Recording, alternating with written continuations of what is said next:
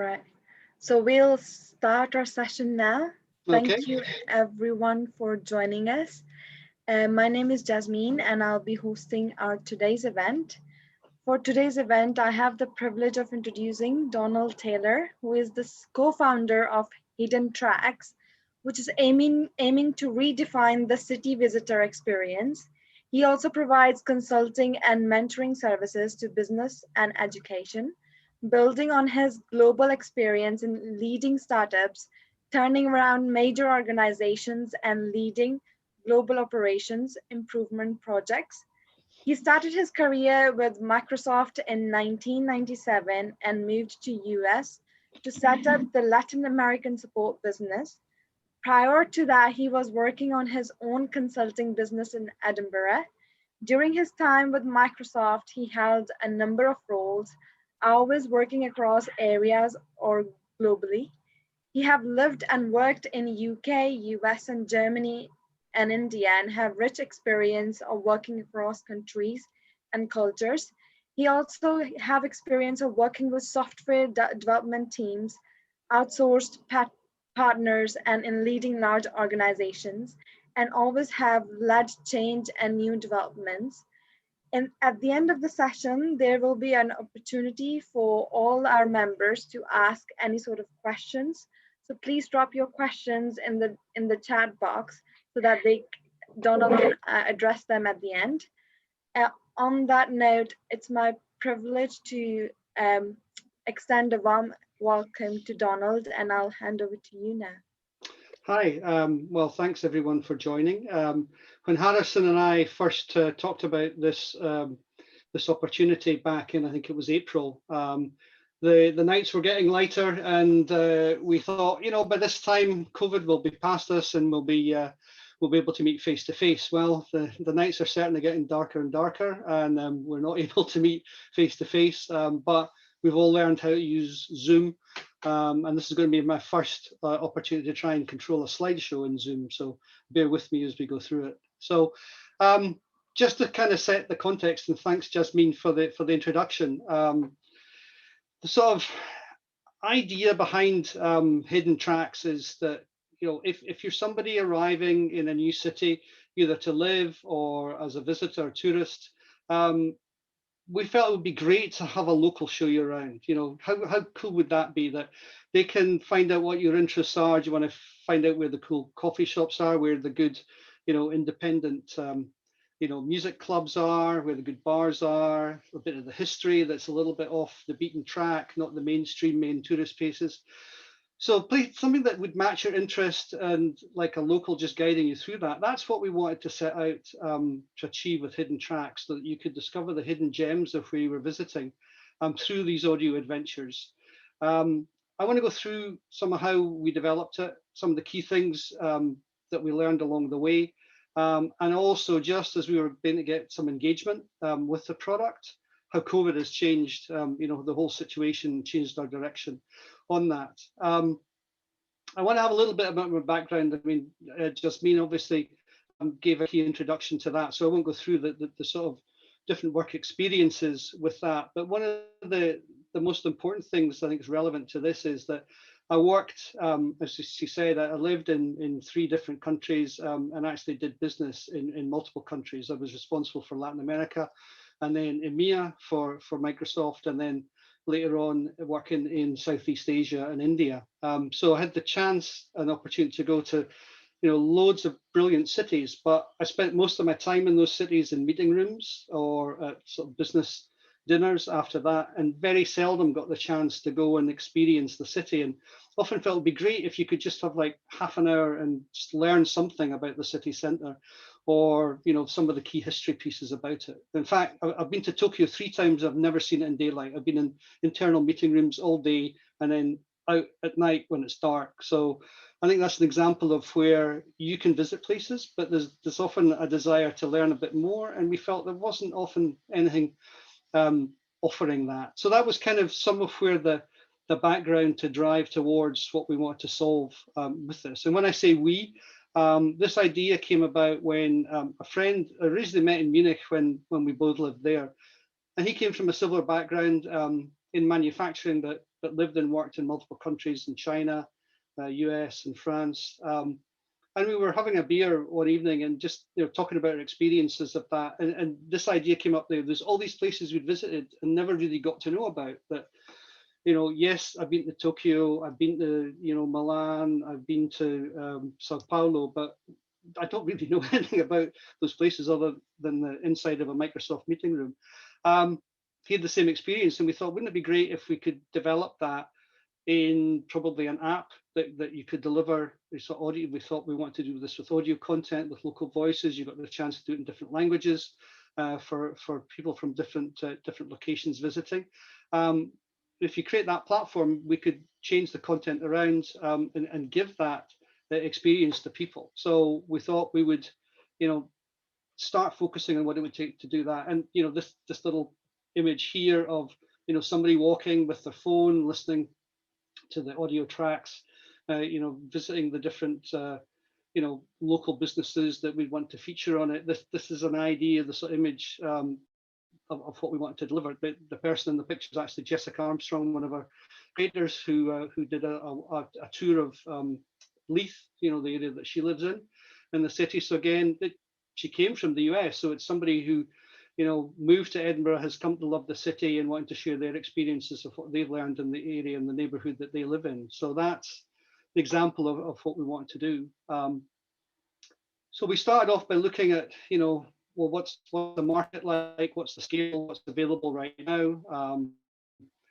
We spent some time going on some of the existing walking tours that are available. There's a lot of free walking tours. Well, there were a lot of free walking tours available in Edinburgh. I think they'll come back, but they're very limited in the content that they could give. And we also noticed a lot of people would drop off. They wouldn't stay the whole length of the walk. Everything that's labeled free, people still expect to get some money for it, but often people drop off before the time comes. So there was, how do you capture the revenue questions on that?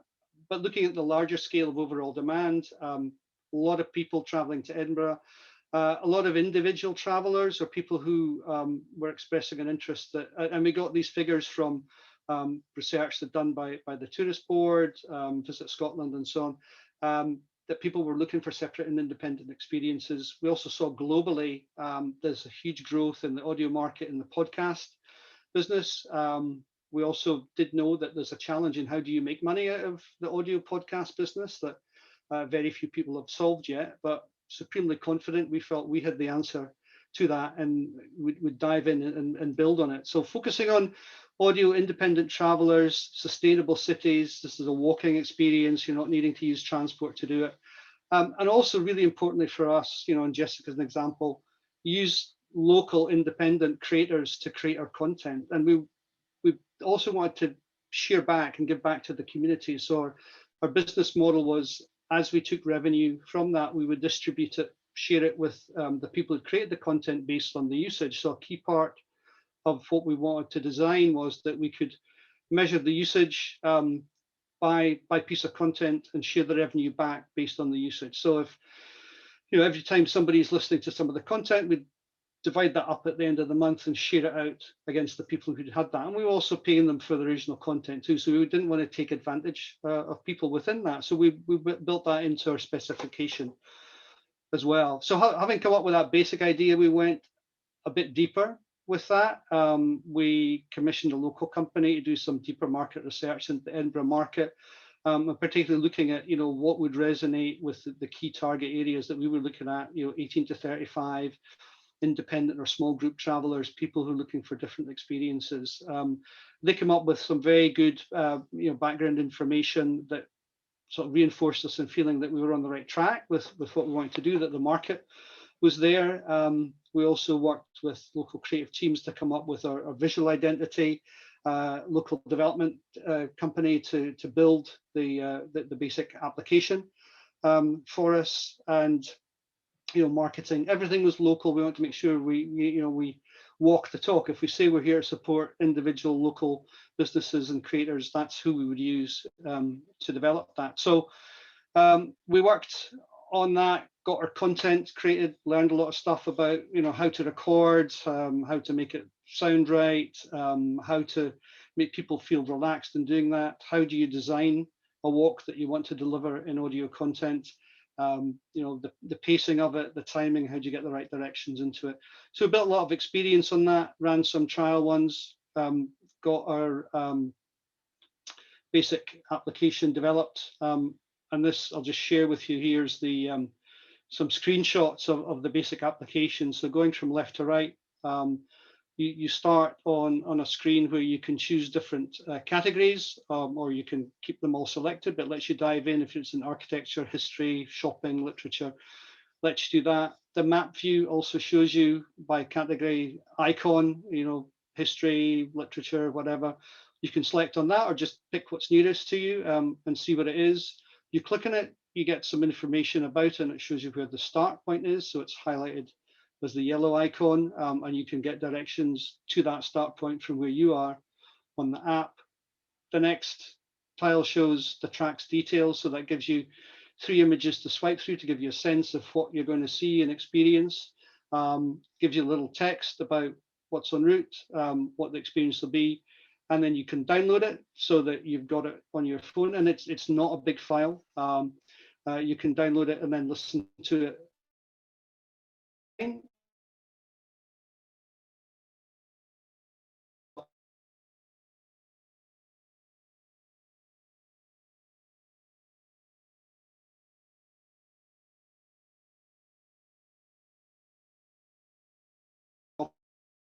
Go somewhere else and come back to it. You're able to do that as well. Shows you progress along the route, and stop, start, go back as necessary. So the basic, play controls. We met by the way we inputted it. We got the hang of it. We discovered one of our walks was actually located in Western Canada because we'd inputted the coordinates wrong to begin with, but we managed to get everything set up. Ran through about a month of testing with friends and family pulled in to do that, and then we had our main launch in July 2019. And to build up to that, we focused on marketing around our local creators. We did a lot of work through particularly Instagram, but Instagram, Facebook, Twitter, using social media to aim our market. We also found in Instagram working with a number of key influencers that kind of matched what we were wanting. Independent travelers, trusted voices, food bloggers, and so on. Those were the people that some of them have already done some of the content for us, but we want them to promote us as well. We had a very successful launch from our perspective. A lot of initial downloads on that. The picture we've got here is a series of the posters we had. We put them in various venues, the sort of venues that were mapping to what we wanted to feature: small, independent, local businesses, and event locations. And just looking at the 4 people featured on there gives a sense of the sort of different variety that we had. Holly is a food blogger, and she did a Leith food walk and Foodie's Guide to the Shore. Axel, a barista, did Coffee in the City, talking about the independent coffee shops, and also the history of coffee, which is absolutely fascinating to listen to. Peach did live music venues. She's a DJ. And Brianna did the university one on the university, walk around the university based on her experiences, and she was a former head of the student union in Edinburgh. So they were enthused about it. We were enthused about it. We got off. We felt a good start. A lot of takeoff, a lot of users and downloads. You could see people were listening to it. But as time went on, through September, October, it started to tail off. We were starting to look at, well, how can we build the critical mass within that? And John and I had self-funded it to this point, and we're reaching the point where we could continue it as it was, but how could we build it? What would it take to do that? And we started to revisit, well, maybe we felt our marketing was reaching the right audience. We could see the people who were listening to it were the right demographic. So we were hitting the target. We just weren't getting to the growth numbers that we had wanted. So we took some stock, and we also looked at where we could go from there. And before we get to that point, I think we also felt there were sort of 5 main things we had learned up to that point that we would probably do differently, starting again. The first one was keep things simple. We'd endeavored in a lot of our design work, particularly through the app, to keep everything simple. But in an attempt to make sure we were doing absolutely the right thing by our creators, and I'd mentioned, we wanted to make sure that they had a share of the revenues that we had. We also wanted to be clear that they could maintain the copyright. For what we were doing, we would just license it from them. So we're identifying them as the copyright owner. And we worked with a local legal company to do this. And I think probably two things on reflection. Maybe we should have used a little bit more judgment about who we went to for help in this. There was nothing wrong with the content, the legal documentation they provided it, but they were a corporate lawyer, and I think that was probably a blind side on John and my part. Both having come from a corporate world, we kind of felt comfortable going to a corporate lawyer, and we should probably have paused and thought, who's somebody who maybe works in the small business space or with small creative people who could maybe give us more guidance. End result, we ended up with way too big a document. We actually worked it down a bit, but my experience was the lawyers were like, you've got to have this, you've got to protect yourself on that. And we weren't really in a position to argue. Maybe we should have. With the net result that when we presented it to the creators, they were like, oh, are you trying to trick us here? Why is this so complicated? Can't this be simple? So in reflection, I would have just written something myself, maybe passed it around a couple of folk to get some feedback and gone with it that way. It might not be the most secure legal way of doing it, but I think it would have been much more to the intent of what we wanted. The second thing was in terms of engagement through social media. Instagram was far and away the best vehicle we had for that. We have some good take up on Facebook, but people seem to want to ask questions on Facebook, and I'm all for people asking questions, but it seems that it's people trying to market back to us asking questions rather than users asking questions within that. Twitter is quite good for getting some engagement, and particularly with some of, and I'll come on to some of the partners we're working with now, it's been quite a good vehicle for them to co-promote, but definitely for the market, we're aiming at Instagram, as we expected, but it's proven to be the case. It had the most engagement. I think, reflecting back on that, we may have looked at perhaps focusing more on some of those sort of trusted influencers to help the momentum going after the initial launch, rather than just relying on our own postings. We still get really good engagement on it, but I think we missed an opportunity to continue the momentum that we built at launch. I think also we've learned some deeper research into the local market would have been good. Now I know you can do too much research and blind yourself with information of what you've got on that, but I think one of the big assumptions we made based on asking, so it's not that we went into this completely blind. We did do surveys in the street, asking, demonstrating it, asking people if they pay for it, and lots of people said yes, but then when it comes to it, they don't. And I think we should have gone deeper. We're actually doing that now through some work that we're doing through the Resident Entrepreneur Program that I'll mention in a moment. But definitely there was a gap in how can we exactly monetize this?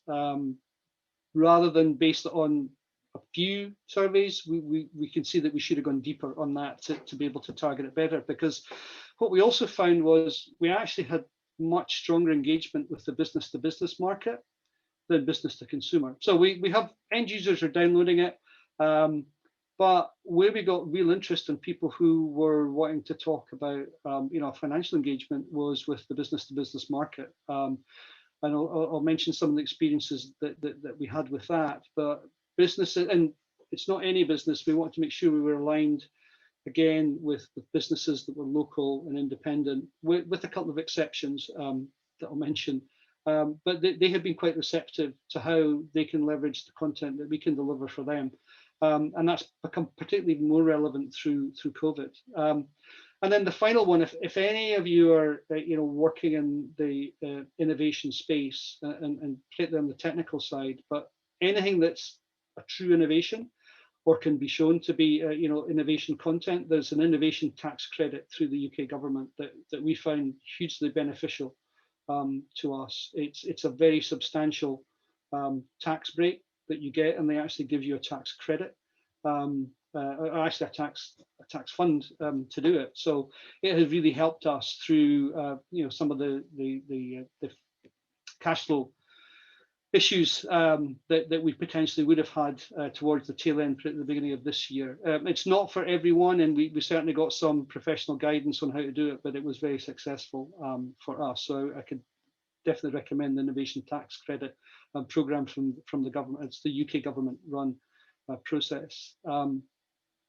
But one of the biggest learnings that we had coming out of this was that we designed this an app, and by far, by a magnitude of more than 10 times, our biggest user base was podcast listens.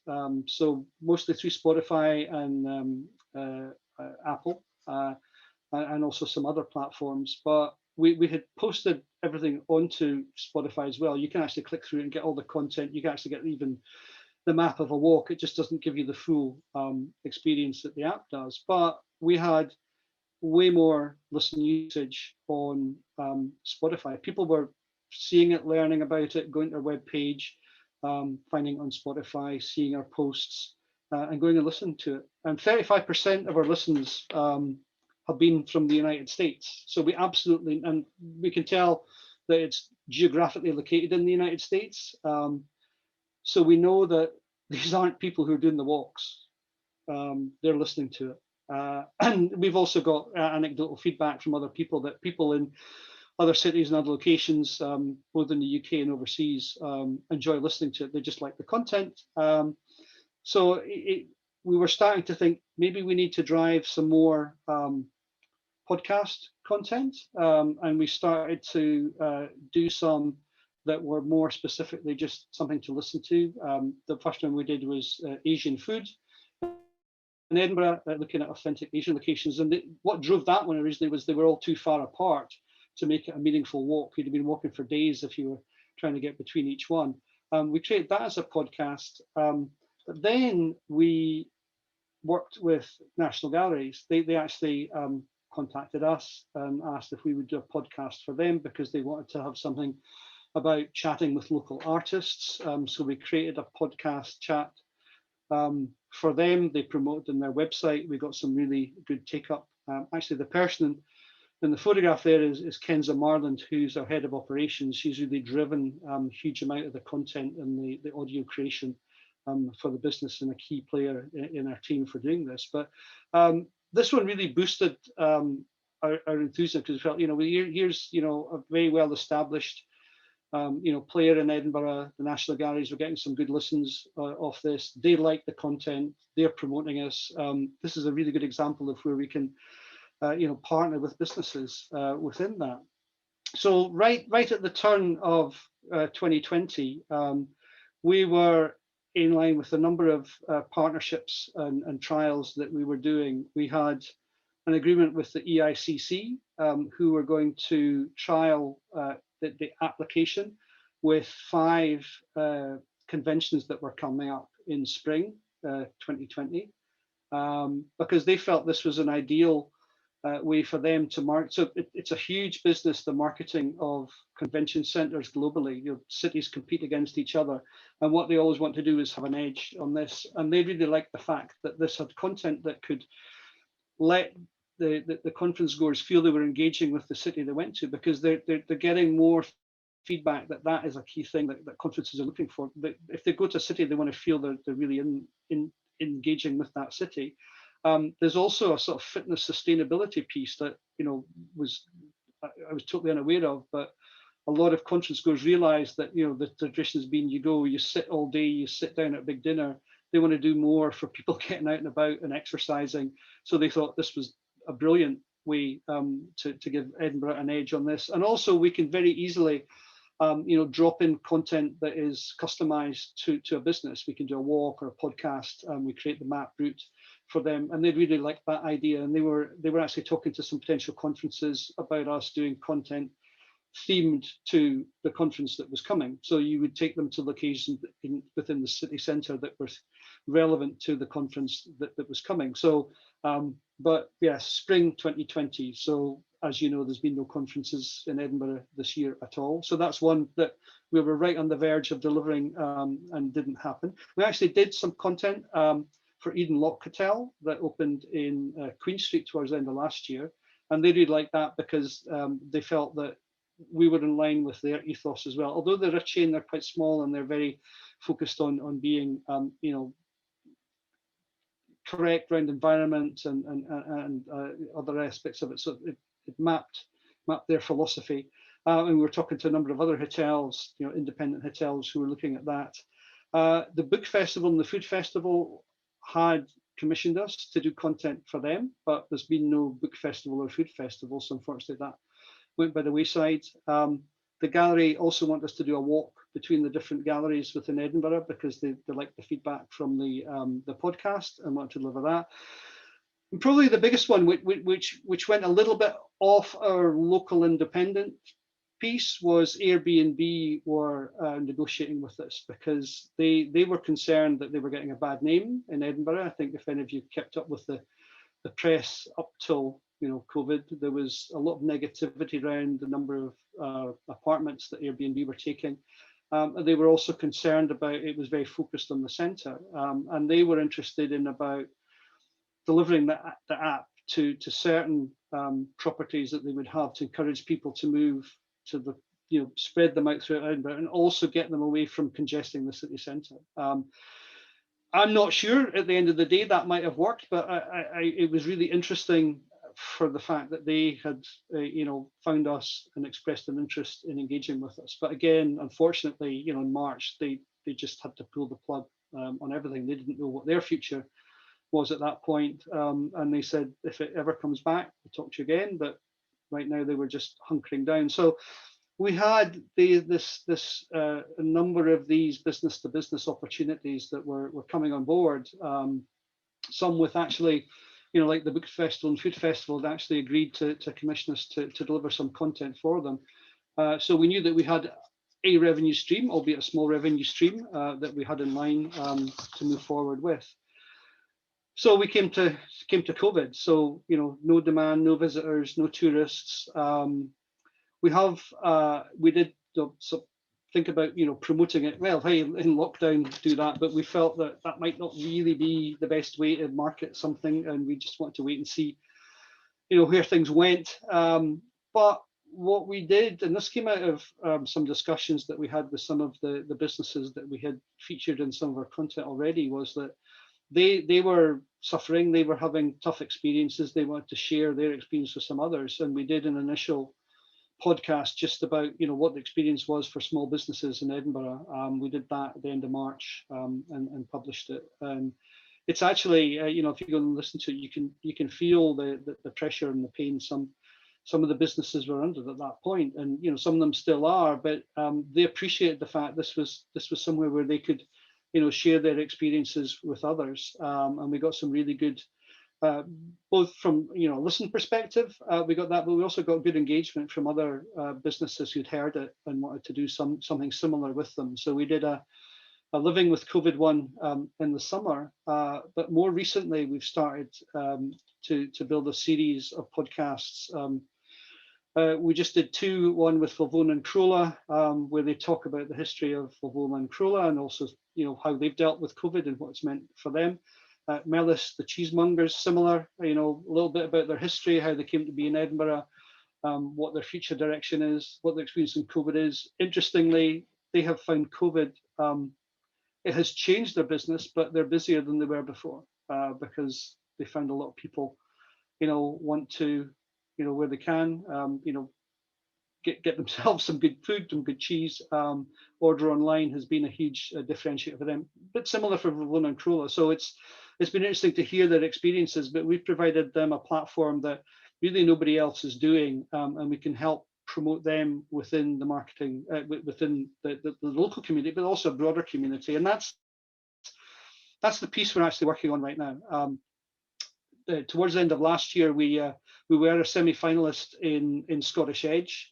We got some really good feedback on that. The main feedback being that they loved everything about us, but they could see that we weren't clear on how we were going to monetize it. And until we could do that, that was a sort of issue for them.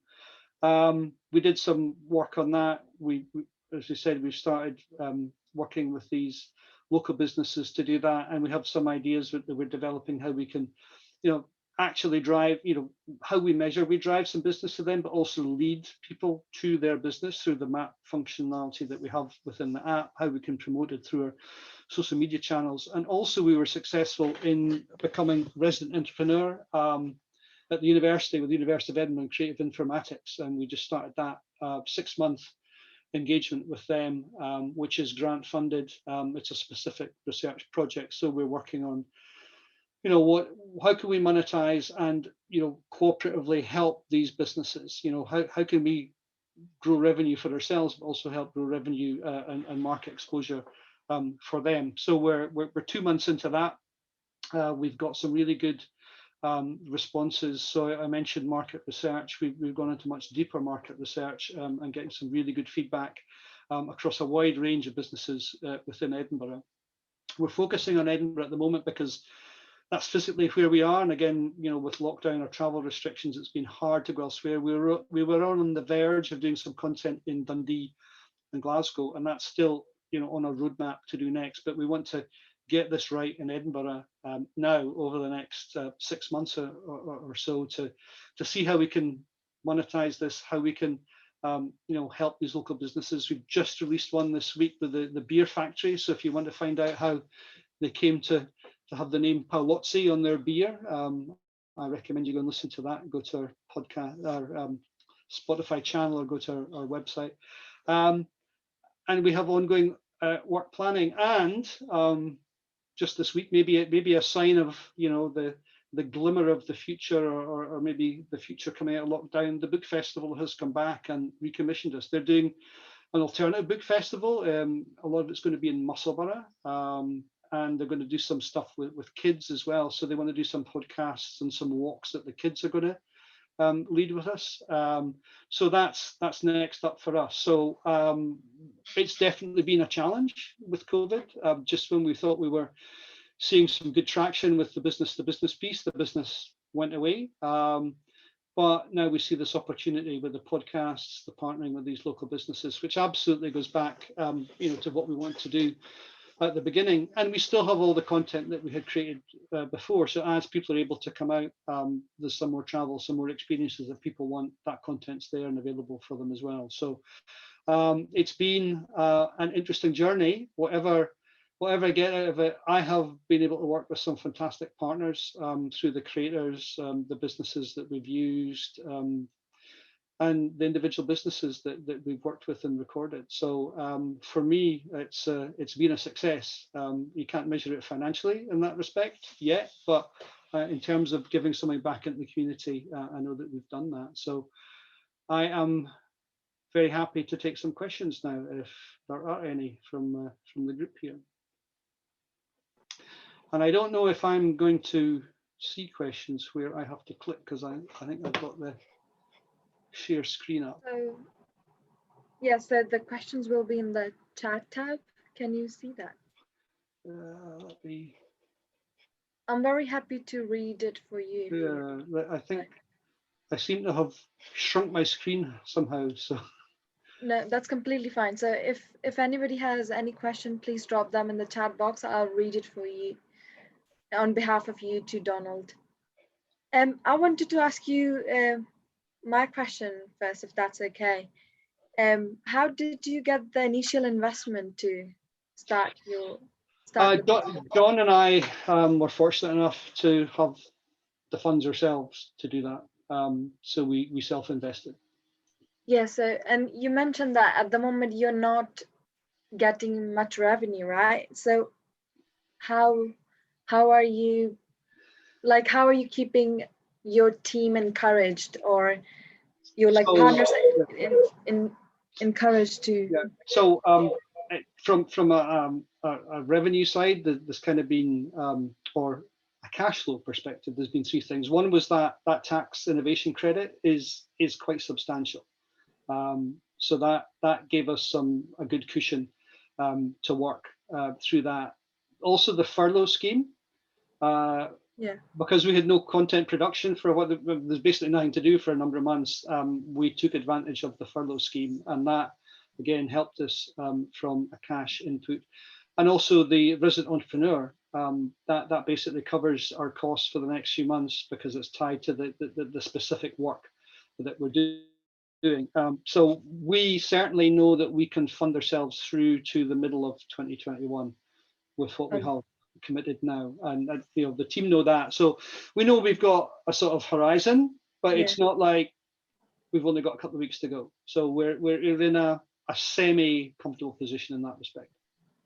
That's fantastic. So our first I can actually see the questions coming up now. I found my chat window. Fantastic. Okay, that's great. So do you want me to read it out, or are you happy to? Is this from Zara? Zara, yeah. What's the biggest struggle in creating an app? So we used a company to develop it for us. Although I worked 20 years for Microsoft, I couldn't code a thing. So we did look at, should we employ somebody to do it? If we went right back to, our ethos was we wanted to keep it, as local as we could, but we felt there was a risk with that. What if they leave? What if they go? There's also a range of skills we wanted within that. We wanted an element of good graphic design featured on the app to make it as simple as possible, as well as a robust functionality, as well as the back end, database piece. And we did, but we actually were based in Codebase until it shut for the hot desking, and that was a really useful location because a number of people we got to know there who gave us advice on who to approach. So we did work with a local Edinburgh company. That I would say technically the work they did for us was really good. I think there were one or two things in terms of the relationship could have gone better, and we've actually, for some of the further work we're doing, we're now working with another. But again, it's a small, locally based Edinburgh company. So I think the big thing I would say is we spent a lot of time working on our specification before we went to them. And they also had a very good process of working through that with us to make sure they understood exactly what we wanted. And that process worked well. Like I said, it was more some issues around the financial piece that we maybe didn't quite see eye to eye at, but it ended up fine. And then I would say from the technical piece, that was good. I would say if you're talking about struggling creating an app yourself, I probably can't really give you advice. But if you're looking to use somebody to work with, I would definitely talk to as many people as you could to get a sense of who can deliver what you want and at the scale you want. I mean, there's some really big vendors out there who are probably not going to be very interested in it, and there's going to be some pretty small. In fact, the one we're working with now is smaller than the one we started with, and I sense that's a much better relationship for us. So again, it depends on the scale that you're looking at, but I would definitely say before you go into that, be very clear on what you want in terms of the functionality. I mean, not necessarily the coding or whatever, but what's the user experience going to be like? Do you have to have them sign in? What do they have to do before they get to the experience on the app? How many pages do they have to go through? Things like that, depending on what the app is for. For us, we wanted it to be as clean looking and as simple as possible. But you also have a challenge of the real estate on the phone. If you have lots of different things, how can you zoom in easily? On the map piece, one of the biggest discussions with others when you open the map and it's centered on where you are, how big do you make it? Because maybe nothing will show up. If you're in the outskirts of Edinburgh, clicking it, you won't see it. But if you go to the whole city, but you're in the city centre, you've got too much clutter in the middle. So how work out, what each feature does as you go through it, and then when you are engaging with whoever's developing it, even if it's somebody in-house or somebody you're commissioning, it's much better to do it that way than to start the discussion with them. Would be my recommendation.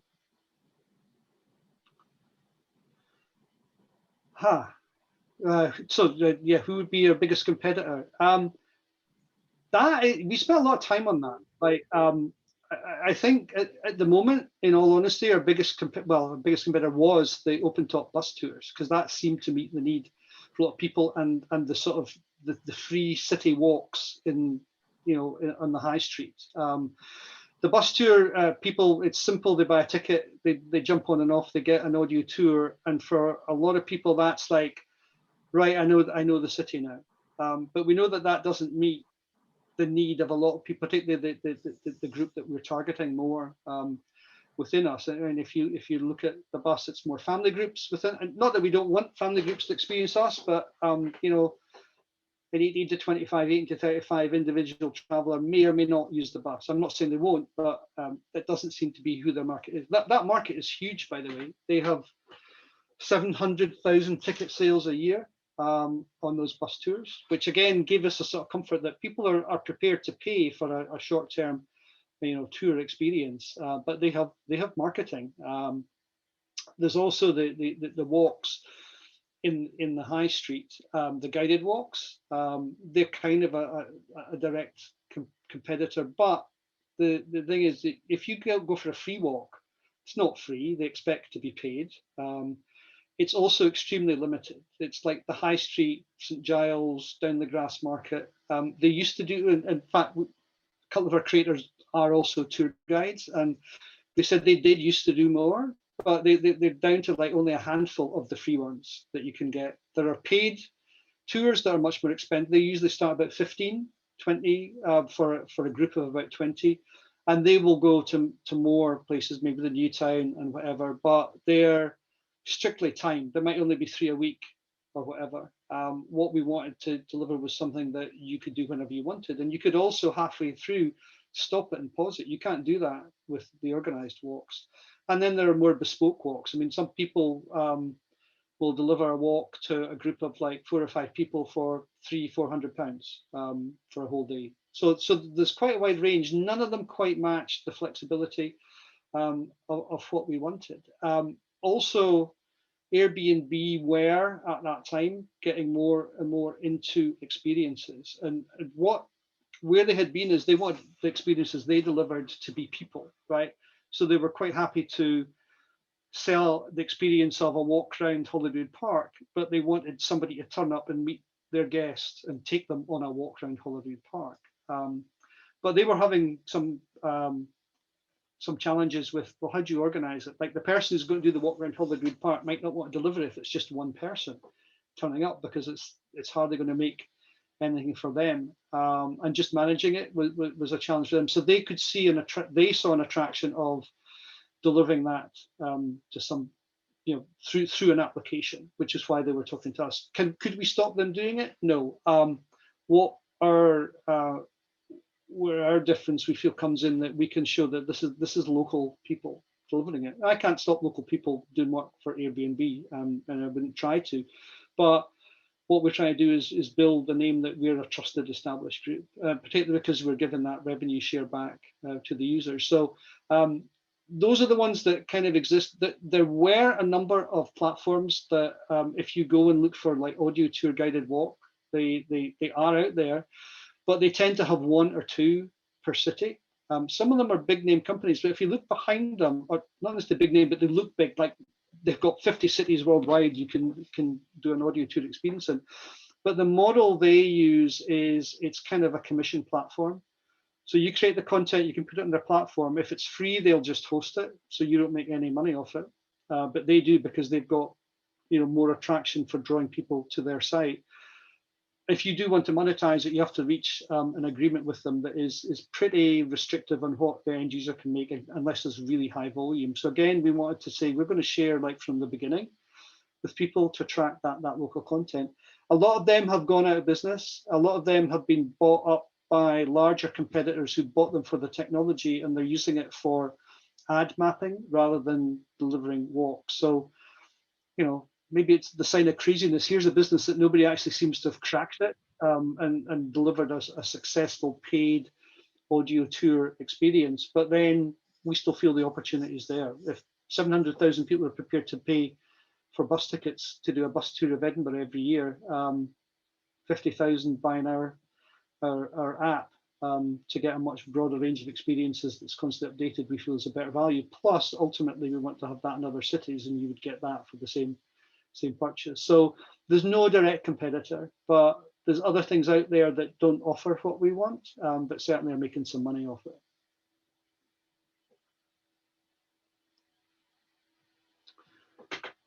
Thomas, talk to your success and how can students want to create a successful startup learn from this?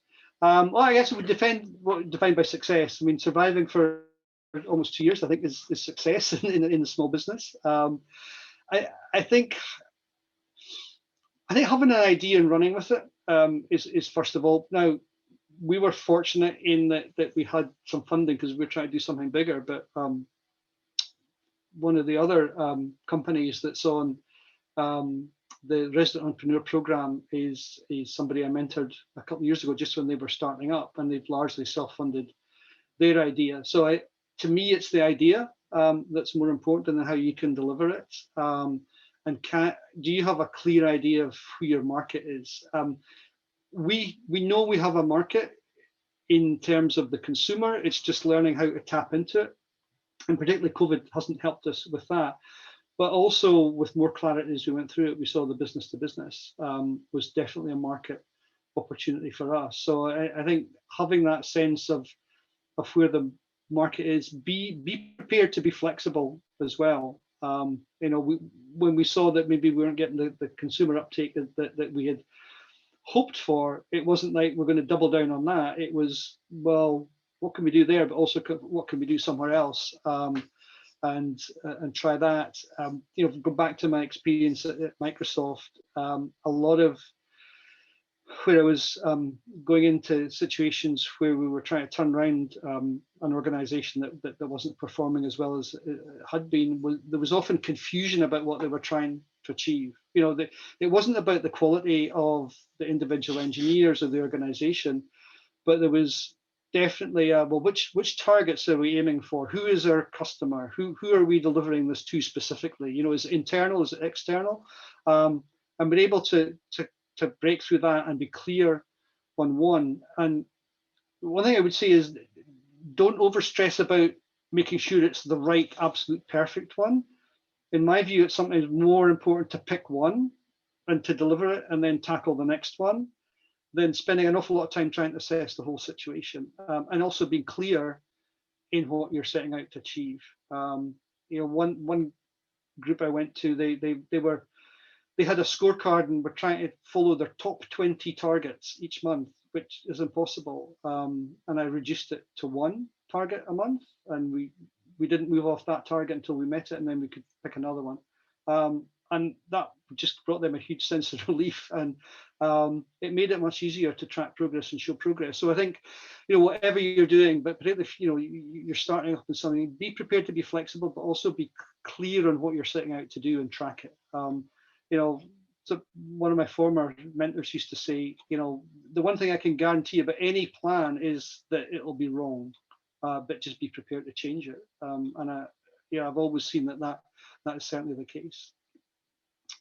Okay, Harrison, and then Will. So would you say it's better to work for a tech firm than develop an app, or just go into straight app development? Whoa, I would say go for it. I think the benefit of being in an app, a tech firm, is you understand some of the landscape. But my background was working in sort of large scale server based and then cloud platform operations, which is a world of difference from application development. But certainly saw some of the technical issues. What it did sort of give me was a sense of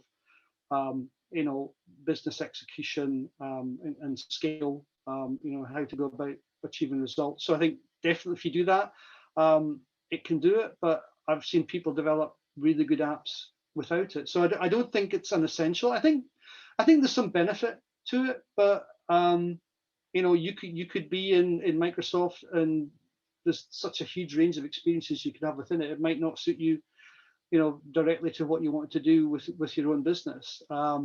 I think it helped. One place where I would say it does help is it sort of helps when you're negotiating with, other businesses that you say, well, I worked for Microsoft for 20 years. That seems to give some credibility. But I've seen people who haven't had the same experience be just as credible going into a situation. So it's definitely not a blocker. For me, I can only say for me, it's helped. But I think do it the other way around. I've seen people being successful with that as well. I know that's a kind of a both sides answer, but it's certainly the case. It's you don't have to do one to then do the other. And then Will, you've got how do you think having experience in the working world has helped starting a business, especially from a student viewpoint? Yeah, it's almost like there's a graph of student with huge optimism, business experience, maybe I can see everything that's going to go wrong. But that kind of crosses a matrix somewhere, whereas understanding the things that you need to look at, you definitely get from having a work experience. So I would say from the business perspective, so it's the experience, the business experience in the working world is more about the business aspects rather than the startup. A student can have a brilliant startup idea and can execute on it, but would probably really benefit from a mentor or advisor helping them with some of the, how do you put a business plan together? How do you, deal with a bank? How do you deal with suppliers and contractors? Because they've done that before and they can help guide that. If you have the opportunity to have work experience, that's only going to be, in my opinion, a benefit, but not a blocker. But if you don't have that work experience, there are a lot of people out there who will often for free give you some mentoring and guidance, particularly at the beginning of something. One thing I would say though is, whatever you do, and this sounds terribly mundane, but I've seen people get caught up with this, is keep good records. Like all your bills, all your invoices, all your costs, keep them and track them. Because if you don't, you soon run into a complete mess of not knowing where you are. And that's more like the functional support side. So you got to separate, there's where's the idea, and where's the creative input, and that can come from anyone at any age, right? But some of the framework you need to make sure you can support that going forward, particularly if you're starting dealing with bigger companies who might take advantage of you. I think it's really beneficial to have somebody who can provide you some guidance if you haven't had that already. But there's no blocker, but it certainly helps. But if you don't have that experience, go and get it from somebody. Mind you, I'm probably sure you all know the story of Bill Gates, who basically relatively soon out of college managed to do a brilliant business deal with IBM, who didn't see it coming. IBM wanted to buy Microsoft DOS, and he said, no, why don't we just license it? So if you don't sell many, it won't cost you much. And IBM agreed. So you don't have to be old and wise to come up with a very smart business decision, because if they had just capped it at a purchase cost, they wouldn't have all that money into Microsoft, which was really the Kickstarter for it.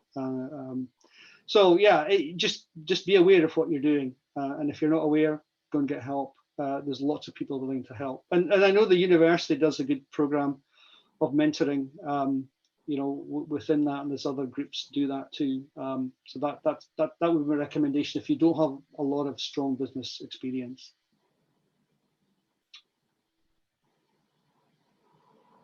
Okay, any other questions?